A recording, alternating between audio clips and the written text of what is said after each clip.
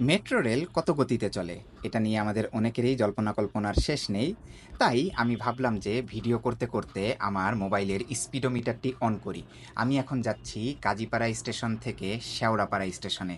দেখি তো সর্বোচ্চ আসলে কত গতি উঠে। অপেক্ষা করি। আমার চ্যানেলে আমি মেট্রো রেল রিলেটেড বিভিন্ন ভিডিও আপনাদের সাথে শেয়ার করি, বিশেষত র্যাপিড পাস কিভাবে রেজিস্ট্রেশন করবেন, মেট্রো রেলে সিঙ্গেল জার্নি টিকিট কিভাবে কাটবেন, আপনার পার্মানেন্ট পাস কিভাবে রিচার্জ করবেন, কি করা যাবে কি করা যাবে না। আচ্ছা ঠিক আছে, ভিডিওগুলো দেখে নিয়েন। এখন দেখি যে সর্বোচ্চ আসলে কত গতি উঠে। ৮৬, ৮৭, ৮৯, ৯০। হ্যাঁ, গতি কমা শুরু করে দিয়েছে। তার মানে কাজীপাড়া থেকে শেওড়াপাড়া যেতে সর্বোচ্চ ৯০ কিলোমিটার বেগে আমরা মেট্রো রেলকে দেখতে পেলাম।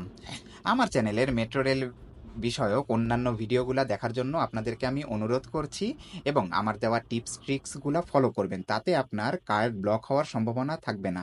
সবাইকে আমার চ্যানেলটি শেয়ার করবেন এবং নিজেরাও সাবস্ক্রাইব করে নেবেন।